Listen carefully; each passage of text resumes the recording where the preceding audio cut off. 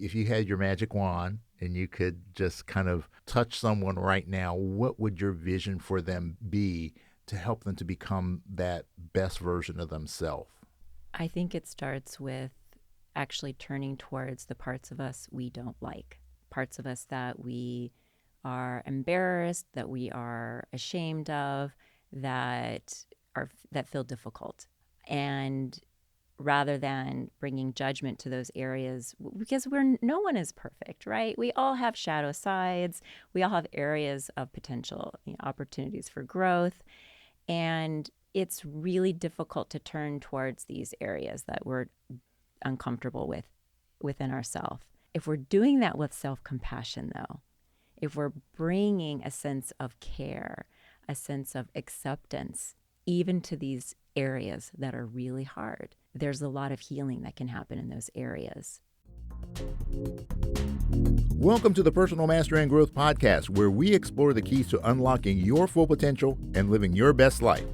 I'm your host, Jose Johnson. Whether you're looking to make a breakthrough, overcome a challenge, or simply live with greater clarity, joy, and purpose, you'll find the tools and inspirations you need right here. So let's start your journey towards personal mastery and growth right now. Welcome back to the Personal Mastery and Growth Podcast, your go-to resource for practical tips, insightful research, and inspiring stories to help you unlock your full potential. I'm your host, Jose Johnson, and I am an expert in the fields of mindfulness, mindset, and peak performance, and I'm so excited to have you here with me today. And today, we're going to get a little self-centered. And by that, what I mean is that we're going to explore the importance of knowing yourself and being able to be true to yourself.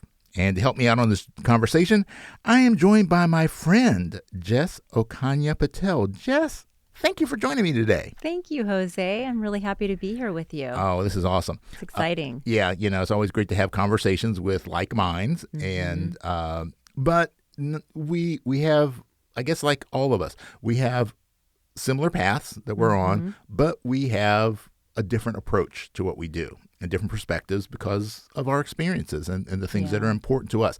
And I think that is kind of one of the key components of what we're going to be talking about today is you need to know yourself and be true to yourself and do the things that bring out your best self and not necessarily always try to take your approach and make it fit with what everybody else is doing. So your journey into the space of mindfulness and personal development, things like that, has its own unique story. But before we even get to that, let's just kind of dive into the deep end. And what I want to start with is asking you just to speak directly to the person listening today and what would you like them to come away with as a result of our conversation? That's a great question. I think it depends, too, where they're coming from in this conversation on the spectrum of how much they've engaged mindfulness practices. And so I hope that we'll be able to spend some time talking about mindful self-compassion. And if they're new to that, then my hope is that they begin to have some curiosity of what this practice could mean for them and begin to explore it for themselves. All right. Very cool. So when we talk about self-compassion, I think we need more compassion in the world to begin with. Let's be real. We need to be more compassionate. But I think a lot of times we have this really weird, skewed perspective on, one, what compassion really means, and two, lacking the understanding or the emphasis on starting with yourself before you're going, you need to fill your own tank before you can go out and fuel the world's tank.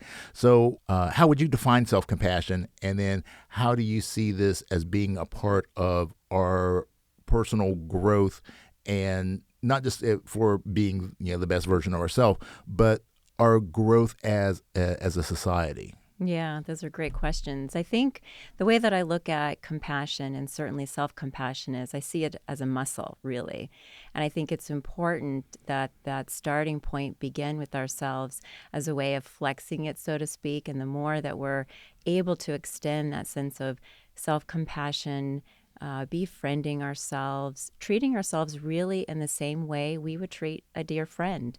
And as we strengthen and use that muscle, then it naturally spills out and becomes more habituated. And it's an offering that we really bring to the larger world and to others around us.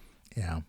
Well, yeah, it's so funny because my dad was a minister. So when I grew up in the church, and so a lot of my earlier imprinting is definitely from that perspective, that spiritual perspective.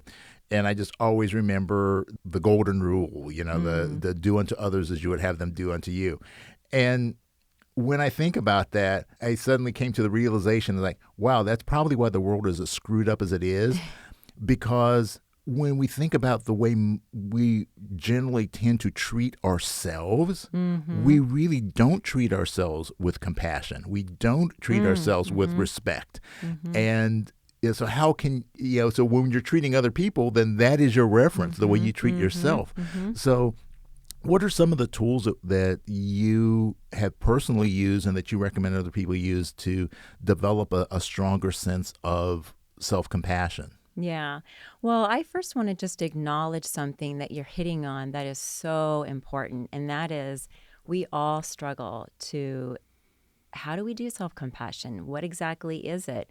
And there's a level of awkwardness. There's some discomfort, I think, when we're even invited into a space to practice self-compassion. It doesn't necessarily come natural. And I know for myself, when I first encountered self-compassion, it was through a meditation with Tara Brach. And I had been following her. I loved her meditations. And the very first self-compassion meditation I listened to, I was tracking with her all the way up until the point when she invited the listener to place their hand over their heart as a first step, a first gesture of practicing self-compassion. And I couldn't do it. I thought that was weird. It felt awkward. It felt embarrassing.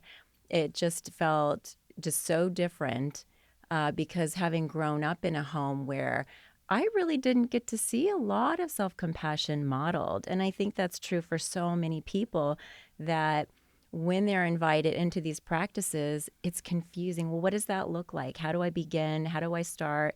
And then it can feel awkward.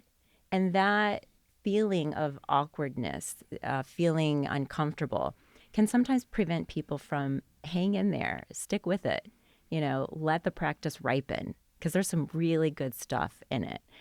And it took me some time, but I did finally, on my own mindfulness journey, circled back and began to engage. So that's one practice, is we will often work with our own body as a way to stimulate the parasympathetic nervous system, which we know, based on decades of research, this is the support and care network.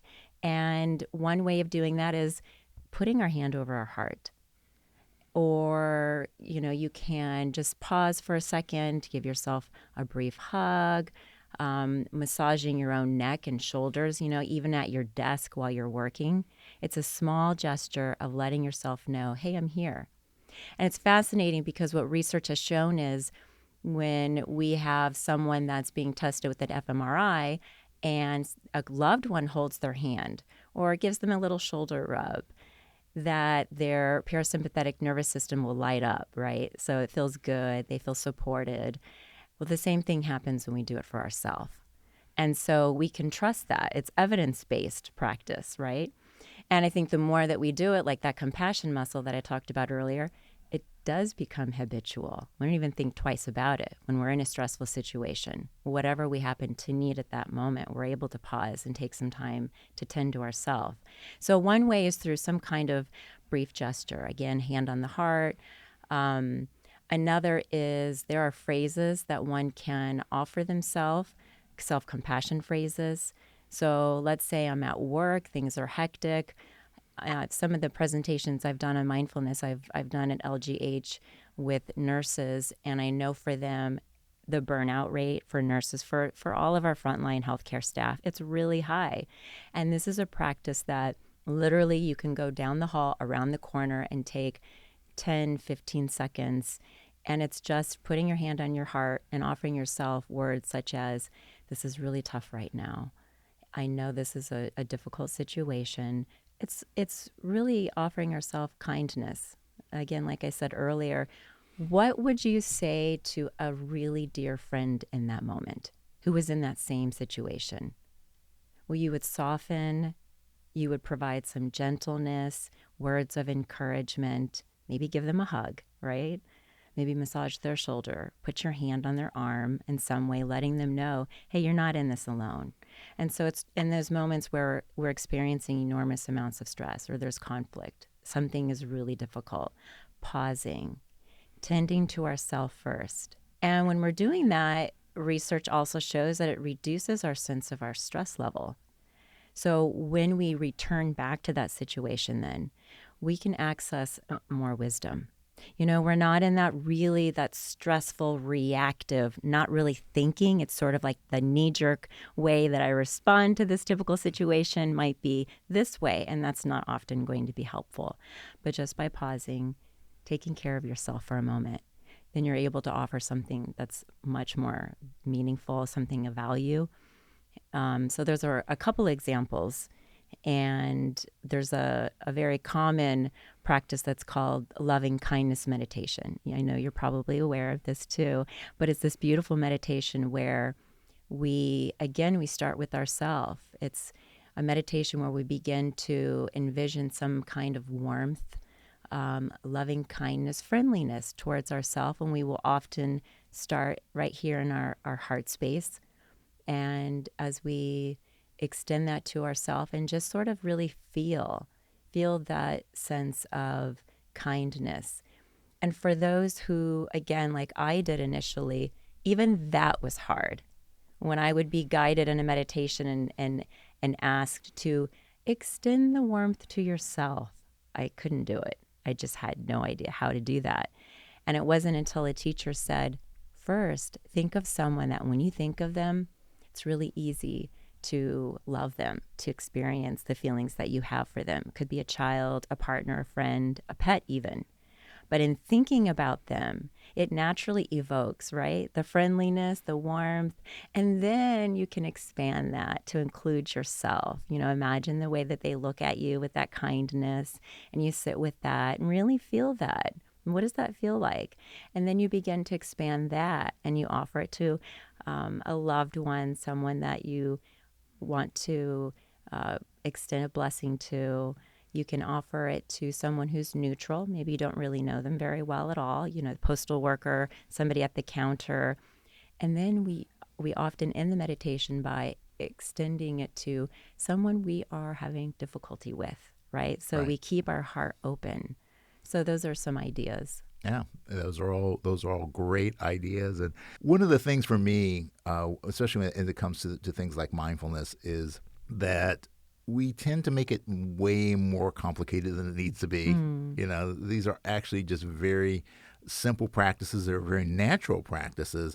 We've just kind of lost touch with that nature. Mm-hmm. So, just like compassion, the ability to accept ourselves, to love ourselves, to be kind to ourselves, that's part of the natural makeup of every living being on this planet. But I always say our greatest asset's often our greatest liability. Mm-hmm. So our ability to think and to reason, fantastic, but it's gotten us into so much trouble too.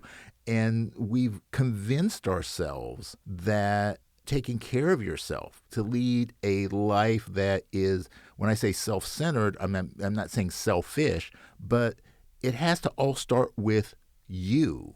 And you can't, as Gandhi says, become the change you wish to see in the world. Well, if you want the world to be a better place, then you need to start by making yourself a better person. And I think it all starts with that compassion and understanding and love for yourself. But there is kind of a dark side to it. I think what people interpret there being a dark side, which if it goes too far one way, then that becomes like the narcissistic ideas that we have too many people in the world who have fallen down that rabbit hole.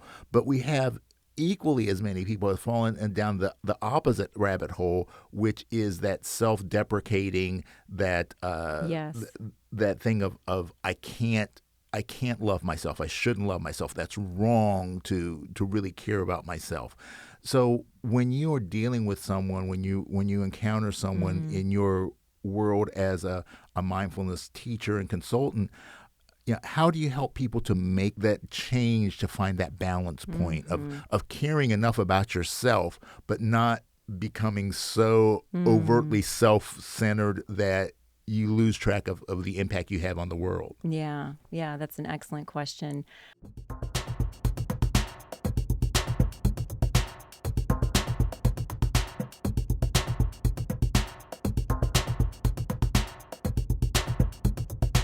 I think it's important to recognize what is socially acceptable, and where we often turn in terms of how we support ourselves is with self-criticism. Oh, come on, pull yourself up by your bootstraps, work harder, you can do it. And we've accepted this idea that the harder we are on ourselves, the harder we work. And for a lot of people, it can be scary to give that up, that critical inner voice, because that's what's pushing me along. That's helping me to be productive. It's helping me to do more. But actually, and this is so fascinating, what research shows is, yes, it can be helpful, and it can push you right along. But you know what else? Your stress level, it continues to stay high. Your cortisol levels stay high. Chronic stress is not good for our health long term. But when we practice these self-compassion practices, it will also further you along, and it will reduce the stress. And so I think when I'm working with someone that reminds me of myself, it was difficult when I first came to this practice. I think that's where the research really speaks for itself. Like, we've got all these great studies now that we can refer back to that show, hey, if you practice this, it's just as encouraging, your own cheerleader. If I think about, if I'm running a race and I am dying and it's towards the end of the race, I don't want a drill sergeant screaming at me on the sidelines. I want someone excited, cheering me on. That's going to propel me forward and make it feel easier. And so we can think about those practices much the same way. Yeah. Well, as someone who spent so many years, 30 years, I guess at this point, coaching in the martial arts field, having great coaches who made tremendous impact on my life. And then as I made the transition into the space that I'm in now, same thing, finding coaches that help to elevate me. I've had my share of coaches that have been the, whack you over the head, to get you to do something. And that only worked to a point. Some of my friends who were professional martial arts athletes in China, they completely got away from doing martial arts when they retired from competition because they hated it. They were forced to do it because, in a communist country and being a team member, that was, it was a job.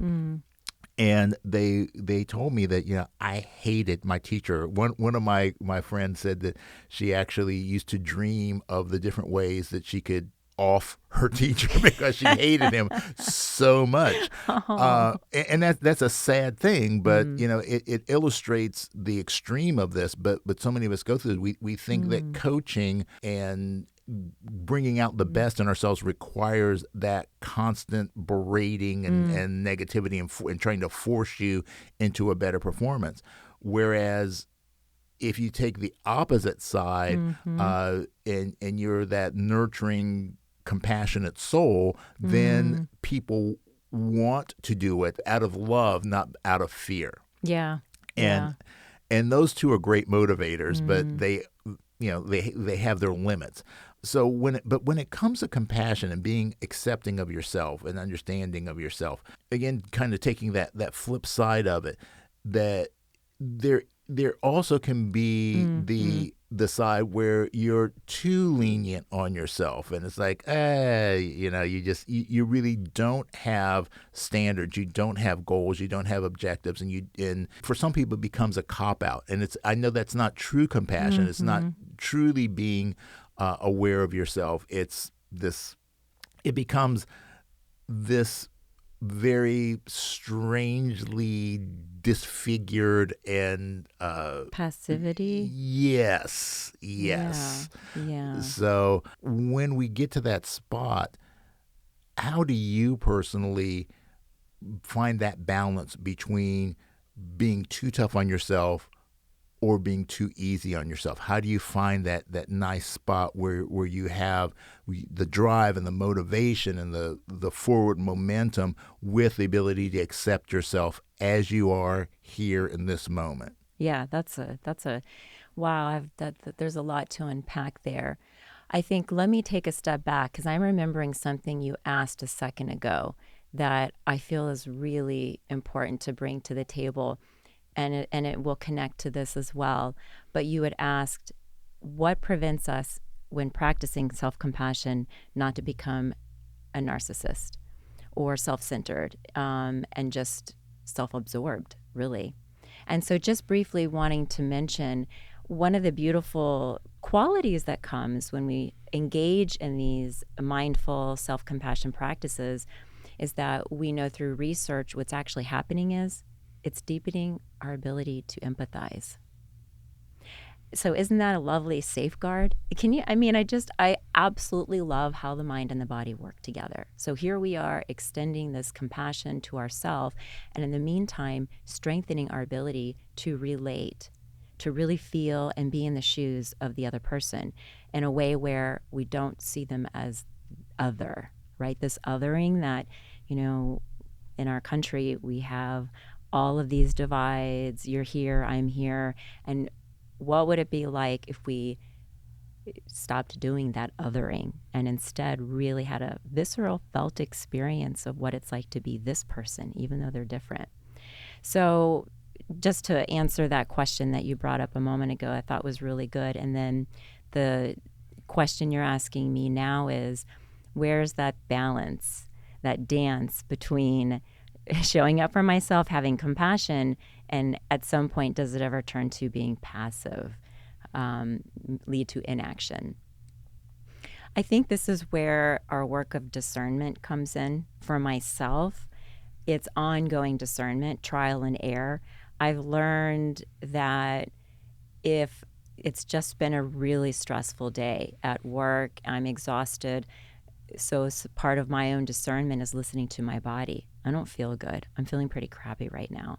So for me, that's a moment of offering self-compassion, letting myself off the hook. I don't need to, vacuum today. I can put that off. Or I don't need to run this errand. I can put that off, and just really, putting away the to-do list momentarily and taking care of myself. And then there are those times when, again, discernment is really critical here. When am I just really trying to get out of something, right? Something's uncomfortable and I kind of don't want to do it. So wouldn't it just be, practicing self-compassion to let myself off the hook? I don't want to do that. That requires a lot of honesty, and that's where our mindfulness, our general mindfulness practice can come in handy, is when you're doing that inquiry. What's really going on? And so I will often sort of pull back the layers of, okay, so you don't want to do that. Something feels uncomfortable and hard about doing it. What is it? What's behind that? What's the intention here? I pull that layer back. Oh, okay, so there's some concern, some fear, whatever it happens to be. I just continue to pull the layers back and do that work of discernment and inquiry to find out, is it something that I'm trying to avoid, trying to get out of, but it's important for me? Does it support my overall vision for where in the direction I want to go? Okay, then now I know. Or this doesn't really support my values. This isn't really the direction I want to go, and I'm uncomfortable. Something about that doesn't feel right, and I need to honor that. Let myself off the hook. Decline, helping or participating or whatever the project happens to be, and give myself the self-compassion that, that's okay. It's okay. You don't need to do everything. You don't need to be everything to every person. So there isn't this black and white answer I wish I had. Instead, it's that important work of discernment and inquiry. Yeah. And that's one of the reasons why in the introduction I was talking about the idea of self-awareness. So it's difficult to find a solution to a problem that you're not aware exists. So when you're doing, like you're saying, the discernment process, you're able to dive in a little deeper and to understand yourself a little bit more. And the more you understand about yourself, then the easier it is to do the other self thing we were talking about with the self-care. And I think sometimes that we want to just jump into one of these buckets. We want to become more self-aware or self-actualized. Okay, well, that's going to require some self-care, because you've got to make sure that you're in the right space physically, mentally, emotionally, to be able to be self-actualized. And that's going to mean you're going to have some compassion, because any process of growth or change is going to be difficult. It is going to be painful. That's just the nature of things. That growing pains. There's a reason that we say that, because we're shedding old beliefs, old thoughts, old habits, sometimes old relationships, things that are not serving us and reaching our higher potential. So there is going to be some pain, and there is going to be some loss, but there's going to be gain at the end of it. But you've got to be aware of what it is you're trying to do and what you want to change and why you want or need to change it. And then you can start walking down the path. So I don't think that any of these things you can just, like the people that jump on the self-care bandwagon. Okay, well, great. But what have you done about your self-awareness?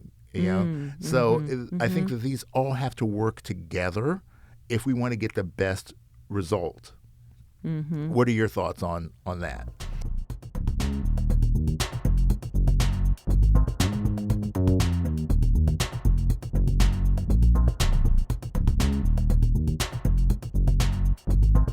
Yeah, for sure. I feel like when I think about the quality of mindfulness, I really think that there are so many different facets to it. And in our effort to oversimplify fast food mindfulness, I don't know if you've heard of the term McMindfulness now. We just really try to water and simplify, break everything down. And here's this one practice that is the golden ticket to your well-being. And really it isn't. There's a holistic way of how we approach self-care. Mindfulness is one facet of that. Self-compassion is one facet of that. Awareness, as you're talking about, is one facet of that. And so I think it's important that, and there's the gift in having different teachers, right? And each teacher offering their specific flavor of whatever the self-care, coaching, mindfulness practices that resonates for them, so that hopefully the listeners out there, people engaging their own wellness journey, have a wide variety of different practices that they can engage for them, so that they're meeting all those different needs and not just meeting just one need. If you think about the body, right?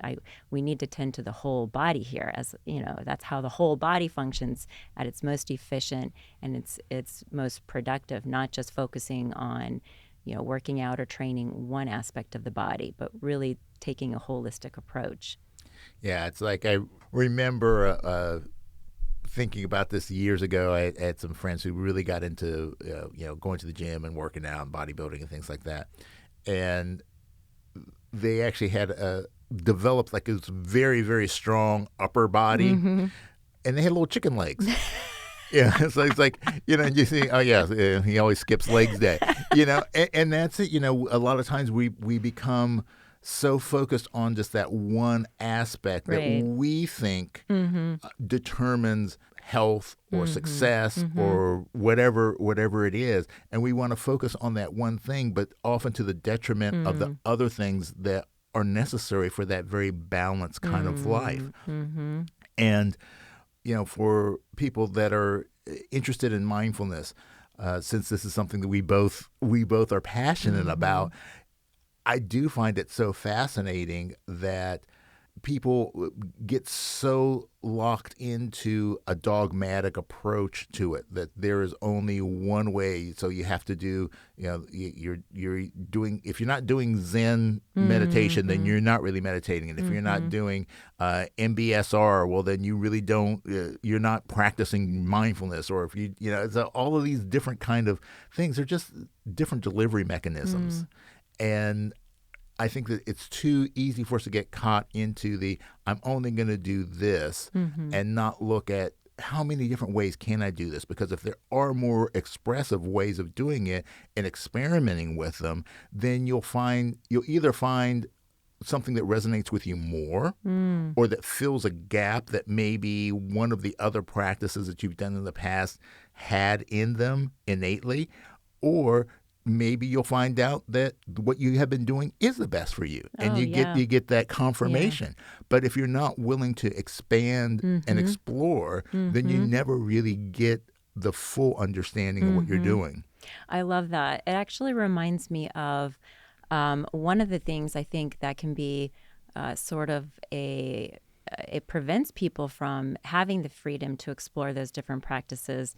And I'm thinking back on my own journey, can be fear. You know, a fear of trying something new, or what is this practice going to do to me? Or that practice seems a little woo-woo. You know, I don't even want to go there. And one of my teachers, I remember one time I reached out to him and I said, hey, there's this practice and I don't know about it. Seems a little woo-woo. I'm kind of worried about experimenting with it. And he gave the most straightforward, easy advice. And he said, try it out for yourself. See what you think. And it was so enormously easy to just give myself that permission and that freedom to just try it on and see. Give yourself permission to be curious with it. And I think as teachers, we ought to be encouraging our students to try on different practices and see which one is a good fit. I know that I had this experience many years ago when I went scuba diving, and it was my first time scuba diving, and I had an issue with my mouthpiece. So we're under, and I had trouble. There was a noise I was hearing, and it felt like I was actually having trouble breathing through the tubing. So I signaled to my guide, I need to surface, and we need to check this out. And he signaled back to me, no, you're fine. We're staying down, because it's a long process to get back up. And, you know, we were with other people, and he didn't want to make everybody surface. But I continued to have this problem. And while I'm signaling to him, I need to go and check this, and he refused, I had this sort of anxiousness, the sort of panic welling up in me. Finally, after what felt like an eternity for me, he brought me back up to the surface, and we checked on it and we fixed it. So unfortunately, after that incident happened, when I would go and I would meditate and use my breath, it brought back all those feelings of panic, all the feelings of anxiety. And I was working with a teacher at that time. And when I brought this is really great material to work with, right? So when I brought it to my teacher, her response was, no, you need to just stay with it. You need to actually feel all of that fear and anxiety and pain and just stay with it. And I really couldn't do that. It was hard. So my meditation was suffering. In the meantime, there was this mentor that I had. I went to graduate school to do a master's in mindfulness. And one of my teachers, when she heard about that, she said, Jess, don't use the breath. Don't use the breath. Use a different meditation. And gradually, as you're becoming more comfortable, come a little bit closer to the edge of the breath, a little bit closer. She embodied that self-compassion for me, gave me permission to come at a different angle with meditation. And that really saved me and was such a huge learning experience for me. And I think, so first, to break down the fear, try it on and see for yourself. Second, if it doesn't work, no worries. Or maybe you need to tweak the meditation to better suit you. I think as a teacher, we can always tweak different practices to best suit our student.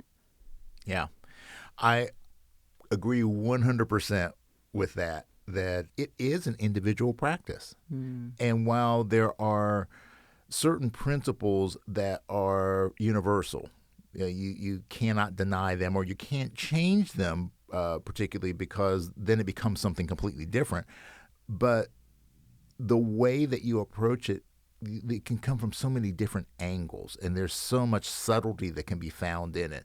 But you have to, one, like you said, give yourself the permission to do it, to try it on. And I love that idea, because the visualization of I have of going into a dressing room and trying on an outfit and going, wow, this looks really good, it feels good, or whoo, this is never want to go out in this.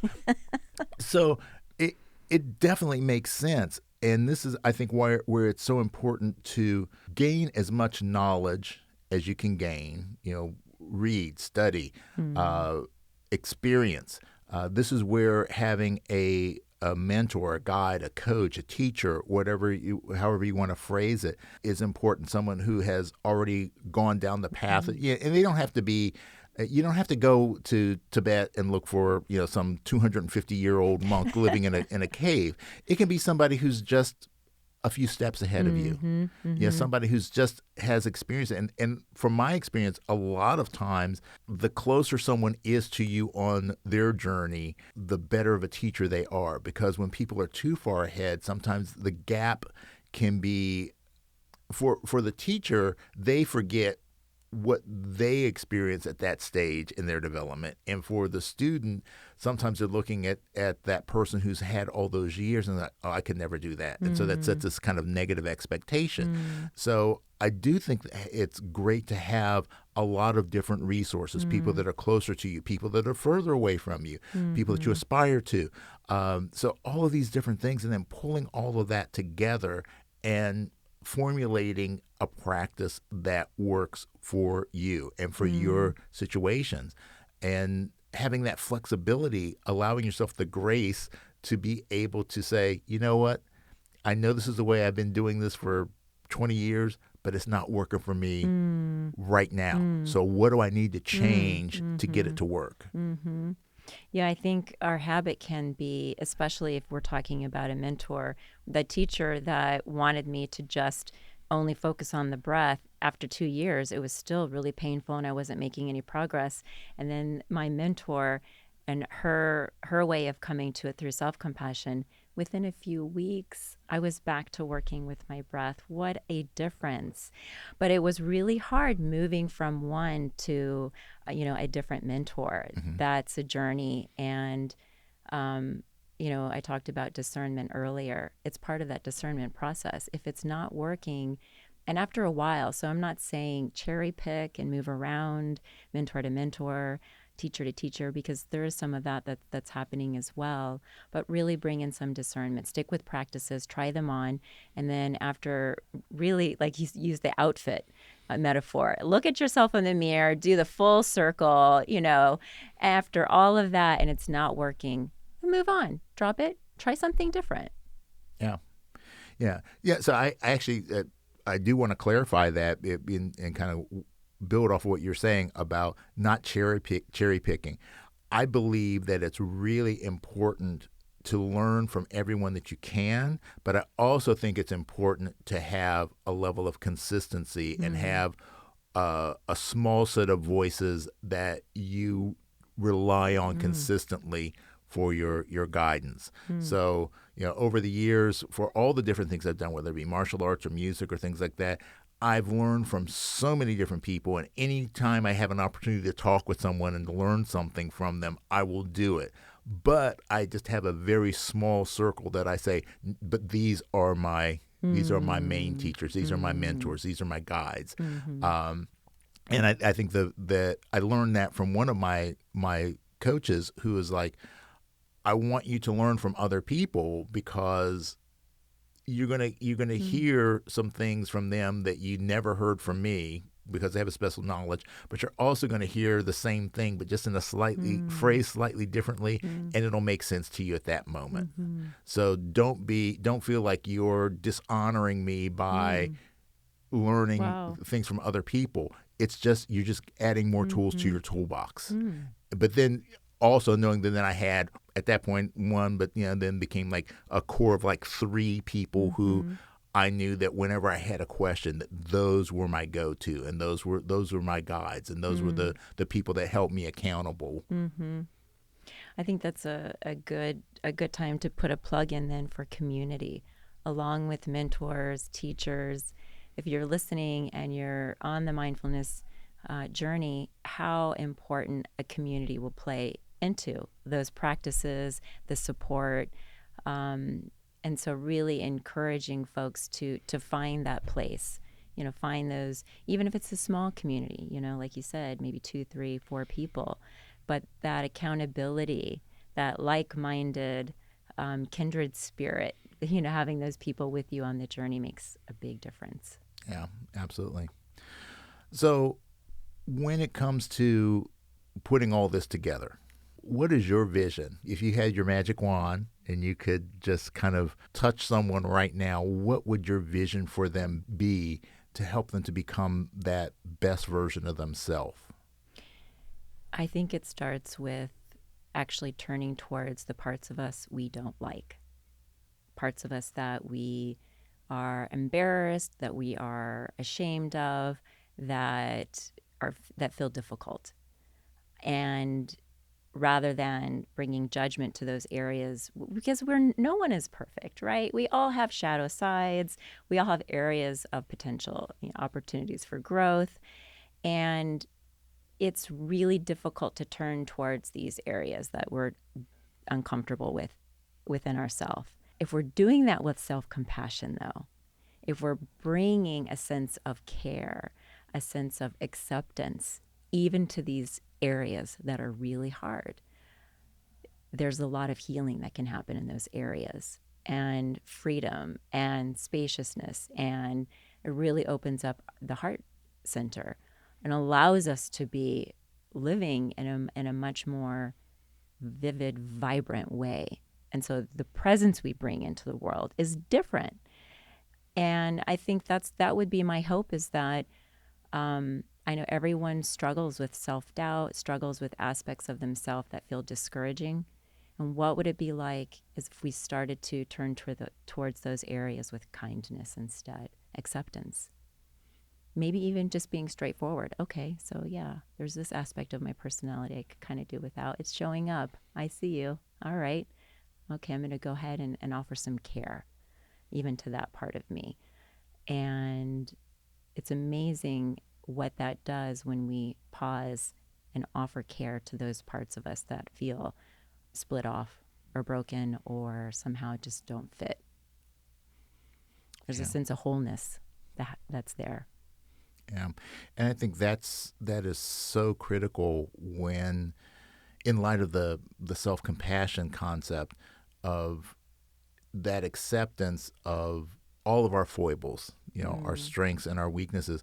But I think, to me, what happened was I kind of reached this point where I realized that while there are things that I may not necessarily like about myself, those are all of those aspects of my personality. First of all, they make me who I am. Mm-hmm. And to make a better version of myself, it's not so much that I have to get rid of all of these things.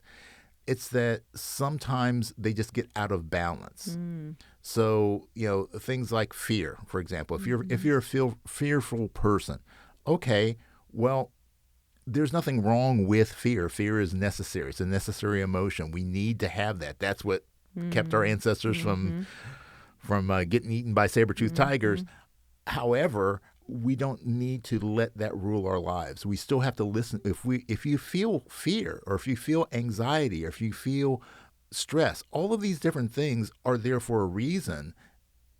Being able to listen to that and to acknowledge it and say, I feel this now. Why do I feel this way? And then, is this real or is this imagined? And then move on from there. So I think all of those aspects, even the shadow sides of us, they're there for a purpose. It's when we allow them to rule our lives, when we allow them to get out of proportion with, we need to have an altruistic side. We need to have a selfish side.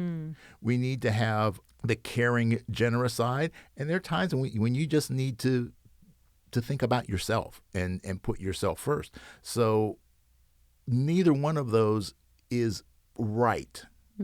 It's just right for the situation if it's in the right balance. And I think sometimes we get too confused about thinking that well, I can't have this in my life at all. I can't have any fear. I can't have any anxiety. I can't have any stress. Well, if you didn't have those things, you would never accomplish anything.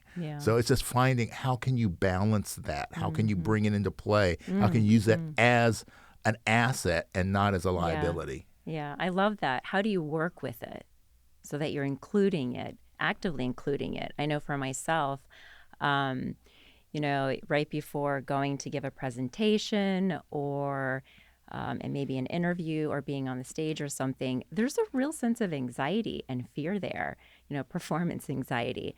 And I've learned over the years that one way I show self-compassion and I befriend that aspect of myself is by reframing. Okay, so this is my body's way of protecting me. I'm feeling anxious, I'm scared, I'm nervous, sweaty palms. You know what, though? As I reframe it, I'm thinking, that means I'm excited. Right. I am so excited for this opportunity. And so choosing then to look at it and reframe it in that light, I don't know, it becomes light. Does it go away? It doesn't. And fundamentally, I'm still carrying it, but it becomes lighter for me to hold. And like you said, I'm working with it. It's sort of like the wind in my sails. I'm using it. So I love that. Yeah. Well, I love this conversation, and we could have this conversation, I feel, for hours and days and weeks and years. But then we'd never get anything done, and we would never grow. So, we're going to have to call this one for right now. But I would love to have you back on in future episodes and to talk about other things, because it's so great to get a slightly different perspective on something that I'm so passionate about. And I learned a lot sitting here talking with you today. And I hope that everyone out there in the audience has done the same thing, that you at least come away with one little nugget that will make a difference. And, in my last episode, one of the things I talked about was the old Tanzanian quote, little by little, a little becomes a lot. So we don't expect you to come away with this huge one life-altering experience. But if you did, that's great. But if you just come away with one little small thing that you can do, if there's one little self-compassion practice that you picked up from today, there's one instance that you can apply this to, and you do that consistently, a little by little, it's going to make a huge difference in your life. So I really thank you, Jess, for sharing your time and your wisdom and your care with me and for everyone on the podcast. So thanks so much. Thank you, Jose. We hope that you are able to feel that compassion for yourself, knowing that the more that you fill your own compassion tank, the easier it's going to be for you to share that with the world and make the difference that we all hope to see occur in our society. So thank you for spending time with us today. If you got something out of this podcast, please share it with a friend, someone you know who might be struggling with some self-compassion, somebody's a little too hard on themselves, somebody who just needs to feel a little bit more in control of their lives, because I think there's some great wisdom here. And always remember, folks, it is what it is, but it becomes what you make it. So make it great.